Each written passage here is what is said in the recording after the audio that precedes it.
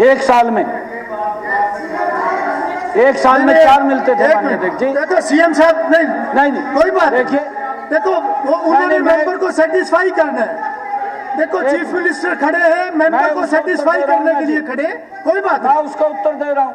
वो सुनना चाहिए। माननीय अध्यक्ष जी, स्पेशलिस्ट डॉक्टर 4 मिलते थे, 700 डॉक्टर एमबीबीएस मिलते थे, और 700 डॉक्टर कभी यह विचार नहीं हुआ कि हमने प्रदेश के लोगों की हेल्थ की सुविधाएं बढ़ानी है, उनको प्राइवेट के ऊपर छोड़ दिया गया।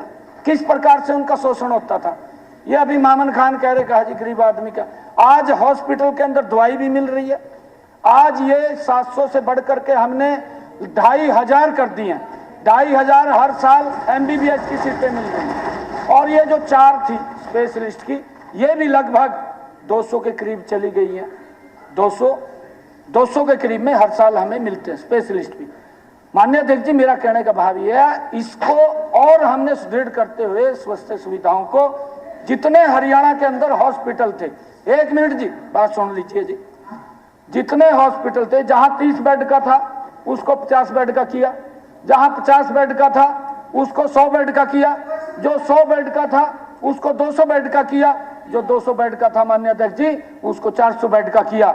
मेडिकल कॉलेज करे, इतने मेडिकल कॉलेज हुए हैं। और माननीय अध्यक्ष जी, मैं आपको किस गति से काम हो रहा है प्रदेश के लोगों के हित के अंदर जो ये बात कह रहे हैं, हमने ये निर्णय किया कि हर डिस्ट्रिक्ट लेवल पे एक सभी सुविधाओं से सुसज्जित हॉस्पिटल होगा। 10 हॉस्पिटल हमने तैयार करके जनता को समर्पित कर दिए हैं, और बाकी 22 के ऊपर काम चल रहा है, वो भी शीघ्र दे देंगे। वहाँ सीटी स्कैन भी, अल्ट्रासाउंड भी, वहाँ एमआरआई भी, सब सुविधाएं, और वहाँ लेबोरेटरी भी।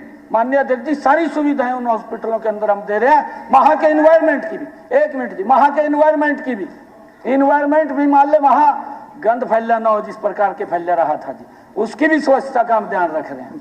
भगवान दास कबीर पंथी, क्वेश्चन नंबर 49 जी मंत्री जी। आफ्ताब जी बाद में। माननीय अध्यक्ष महोदय, मंत्री जी। माननीय अध्यक्ष महोदय, माननीय सदस्य ने नीलोखेड़ी 100 बेड का अस्पताल और पीएचसी गुलारपुर और ठीक है पीएचसी समाना के बारे में पूछा है। मैं माननीय सदस्य को बताना चाहूँगा कि जो ये 100 बेड का अस्पताल और जो ये पीएचसीज है, इसके अंदर कुछ एक लीगल इश्यूज हो गए थे, कोर्ट में मामला चलाया गया था, इसलिए अब ये सारा सेटल हो गया है। और हमने जो 100 बेड का हॉस्पिटल है उसका जो बकाया काम, इसका 80% काम पूरा हो गया था। जो बकाया काम है 695 लाख रुपए का है।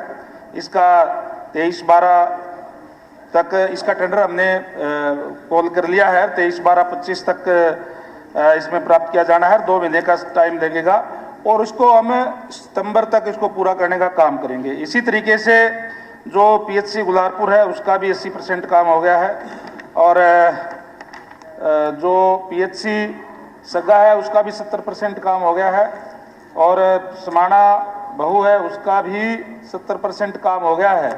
और बकाया काम का जो है हमने जो एस्टिमेट बना करके जो 826 लाख रुपए का सगा का और 987 लाख रुपए का पीएचसी समाना का, ये भी डिपार्टमेंट को भेज दिया है। जो हमारा हेल्थ डिपार्टमेंट है उनसे बात हो गई है, जल्दी वो कर देंगे, और इसको हमें टेंडर लगा करके सितंबर 26 तक इन सभी जो हमारे जो पेंडिंग रह गए इनको हम पूरा करवा देंगे।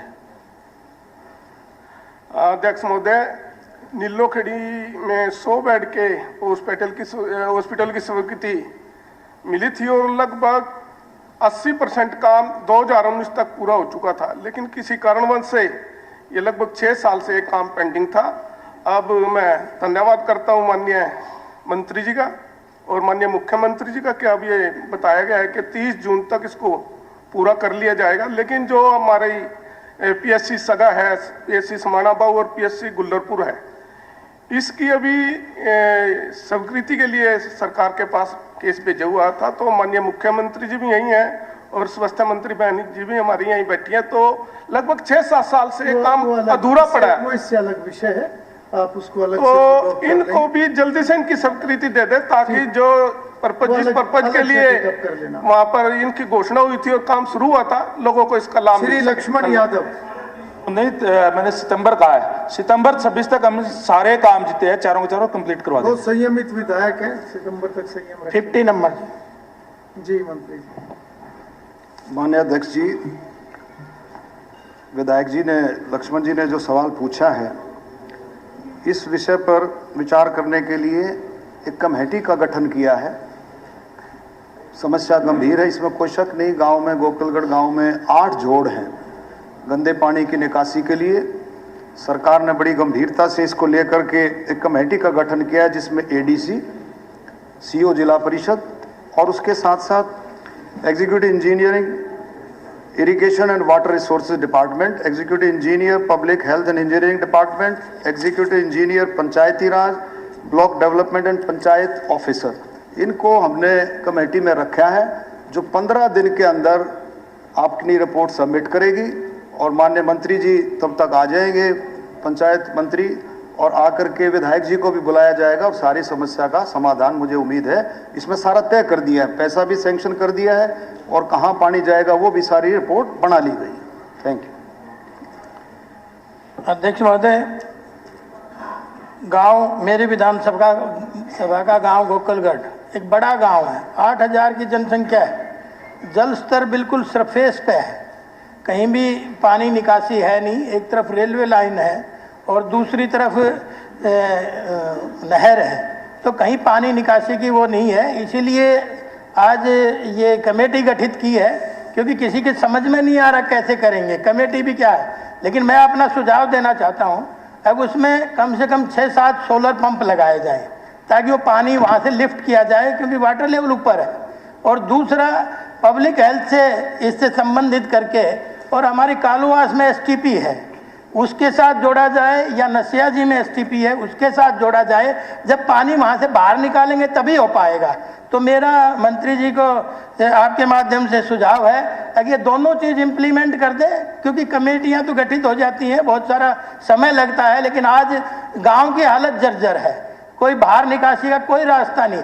स्कूल में भी 2-2, 3-3 फीट पानी भरा है, जहाँ बच्चों का स्कूल है। जी देखिए, समस्या गंभीर है और इसमें अध्यक्ष जी 15 दिन में टाइम बाउंड कर दिया है। 15 दिन में कमेटी रिपोर्ट सबमिट करेगी और माननीय विधायक जी को भी कहूँगा कि जो आपके सुझाव हैं, मैंने बता दिया सारा, कमेटी आपको बुलाएगी, आप अपने सुझाव उसमें देंगे, कमेटी पूरा गौर करेगी।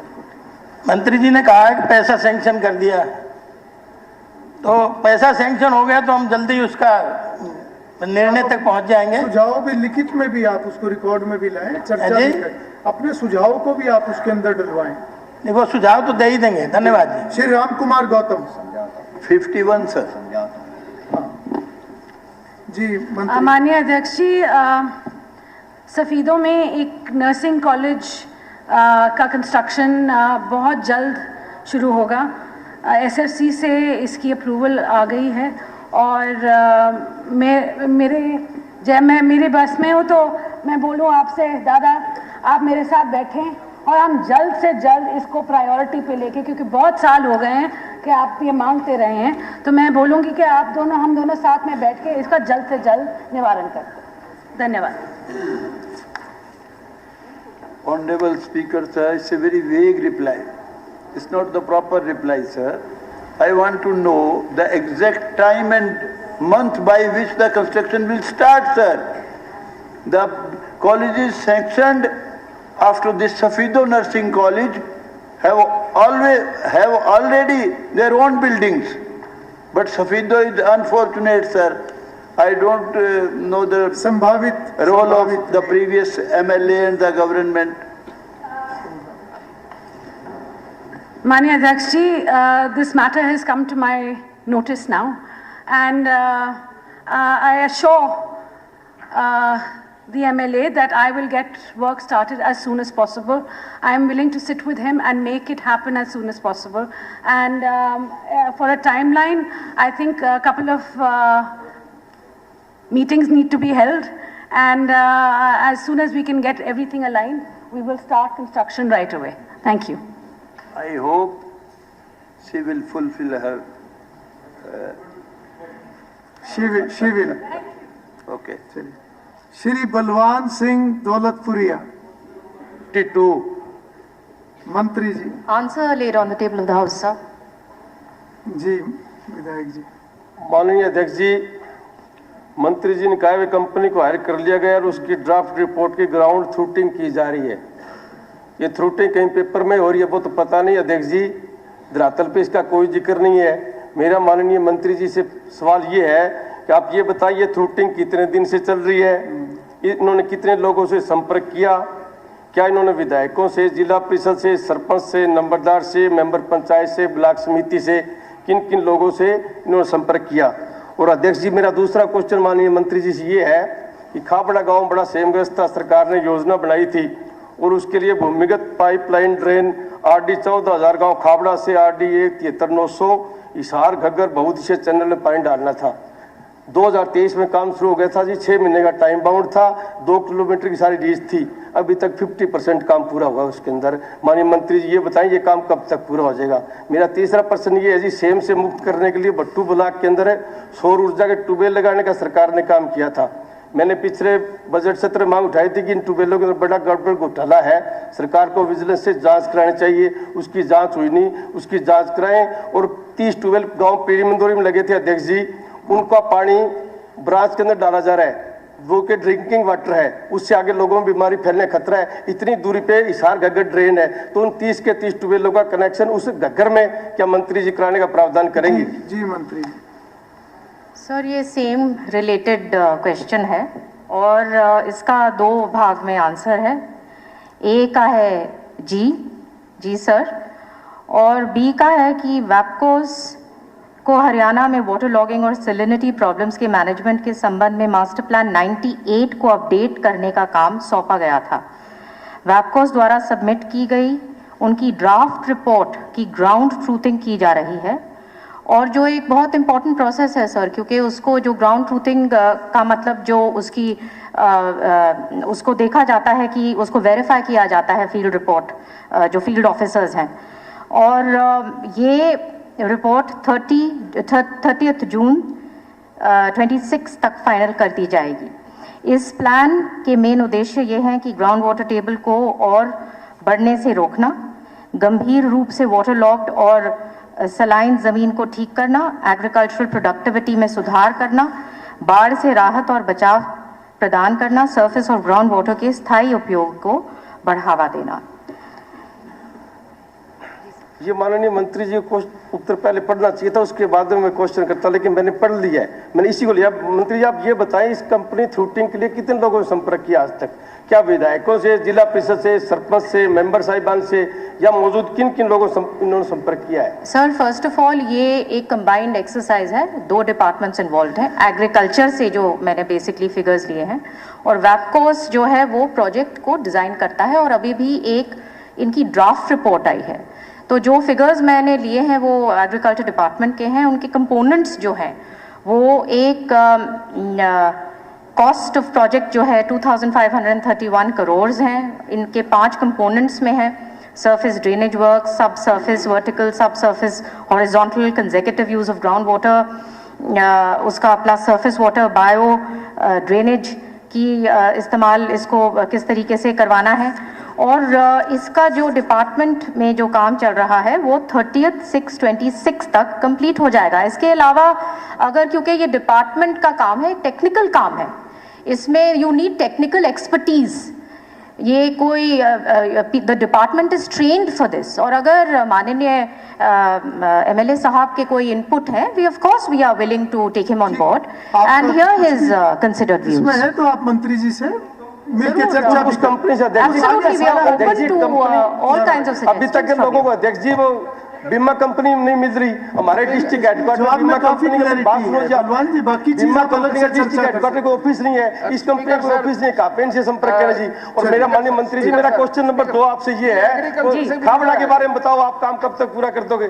हाँ जी बता रहा जी सर, अध्यक्ष जी मेरा उत्तर तो एक मंत्री जी कुछ गंभीर कह रहे हैं, समस्या राणा है। जी कुछ कह रहे हैं। जी जी राणा। सर इसमें इनका जो क्वेश्चन है ना, ये क्वेश्चन है स्पीकर सर, भाई क्या सरकार ने कोई ऐसी योजना बनाई और कब तक इसको पूरा कर देंगे? जी तो माननीय मुख्यमंत्री जी ने हमारे को आदेश दिया था, भाई ये जो सेम वाली जमीन है इसका पूरा योजना बना के आप इसको एक बार खत्म करो। तो सर हमने इसकी योजना बना दी, हमने इसको पूरे हरियाणा की जी। तो इसके अंदर जो इनका पड़ता है जी फतेहाबाद जो पड़ता है एरिया, इसमें हमने 2029 तक पूरे हरियाणा को हम सेम मुक्त करा देंगे। केवल एक रोहतक थोड़ा सा और ये दूसरा जज्जर, इसका थोड़ा सा एरिया बचेगा। नहीं, हम 2029 तक इस योजना बना दी, सेम को पूरी तरह से खत्म कर देंगे। ठीक है, Yogendra Rana. Sir question number 53। जी मंत्री जी।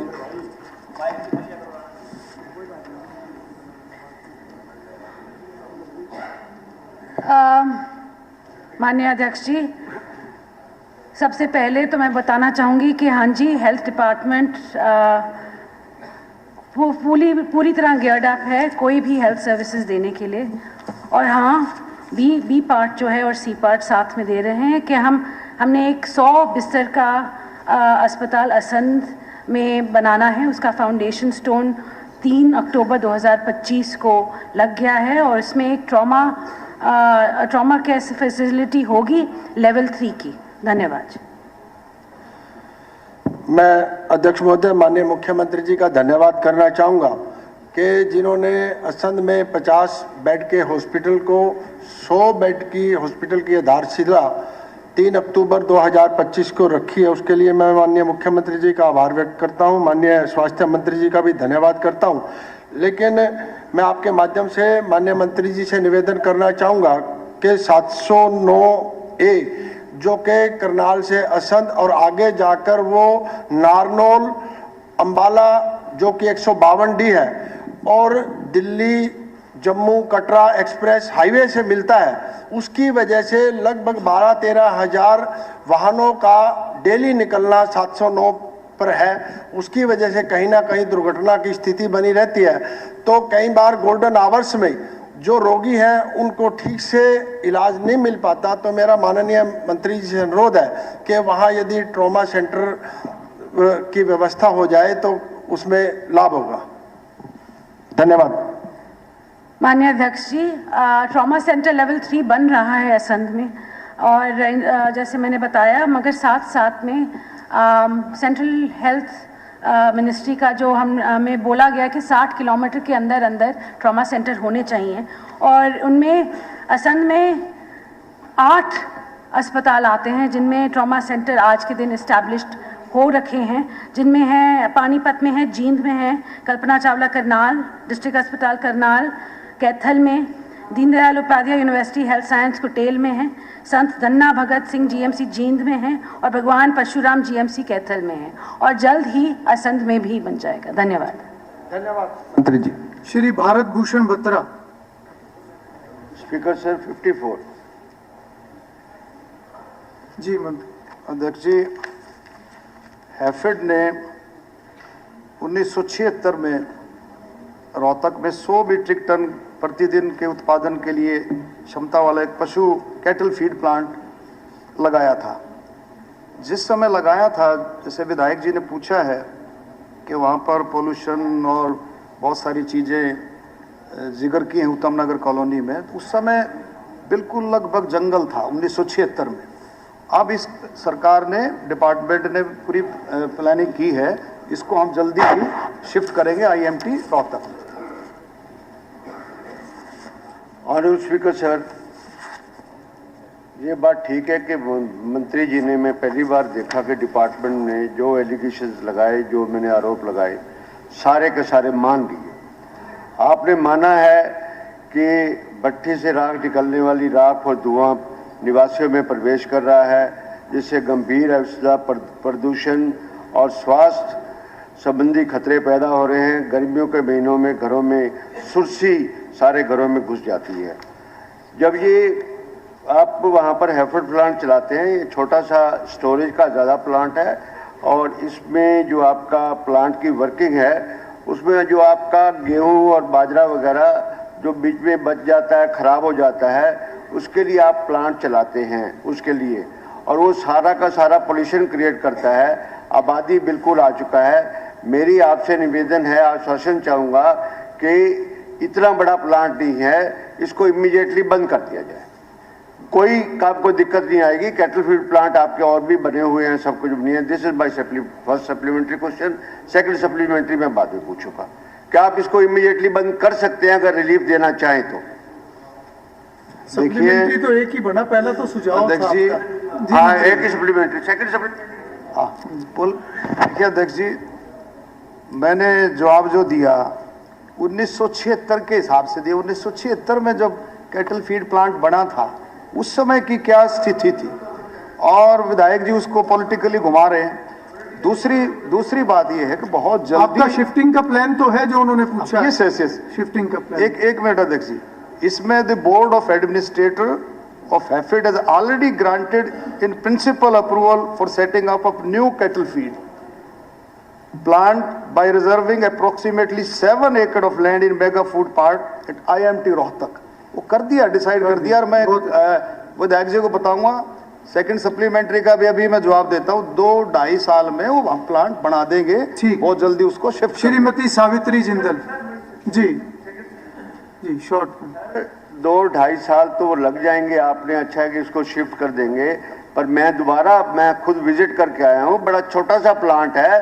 आप इस प्लांट को स्टॉकेज, आपका स्टॉक पड़ा रहे, आपकी बोरियां पड़ी रहे, सब कुछ पड़ा रहे, पर ये जो पोल्यूशन क्रिएट कर रहा है और घरों में सुर्सी घुस रही है और हवा और सब कुछ, और सबको खांसी दमा हो रहा है, कम से कम इसको तो इमीडिएटली बंद कर सकते हैं। मेरा तो इस बात का आश्वासन दीजिए कि इसको बंद करेंगे कि आप नहीं करेंगे?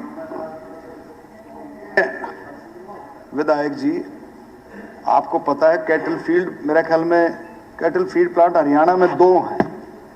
2 हैफेड जो चलाता है। आप इस बात को गंभीरता को भी समझें कि समस्या क्या है, लेकिन आपकी जो बात है उसको मैंने गंभीरता से लिया है।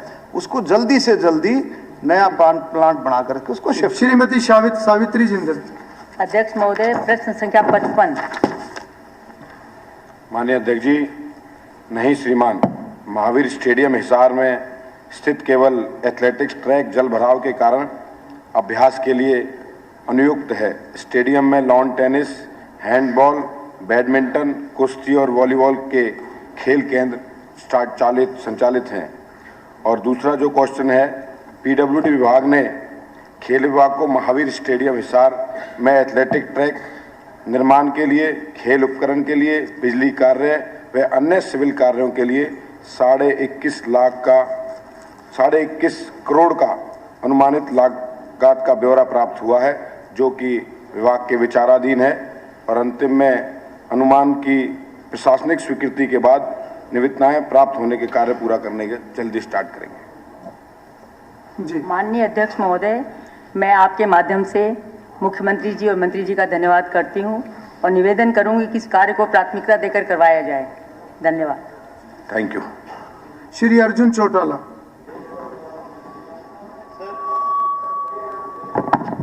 प्रश्न संख्या 56।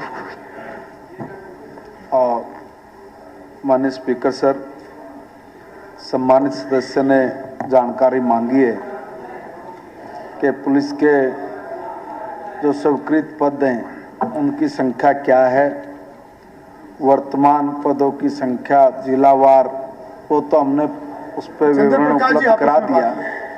मगर मैं कहना चाहूँगा सर कि विभिन्न श्रेणियों में कुल 84,765 पद स्वीकृत हैं, जिसमें से 79,063 ये वर्दीधारी हैं और 5702 ये गैर वर्दीधारी हैं। सर, इसमें वर्तमान में 25,631 ऐसे पद हैं, जिसमें से 23,189 वर्दीधारी हैं और 2,442 गैर वर्दीधारी हैं, जो एक खाली हैं। सर, इसमें से 14,085 जो पद हैं और इन 14,085 में भी 12,275 वर्दीधारियों के और 1,810 हैं सर वो गैर वर्दीधारियों के।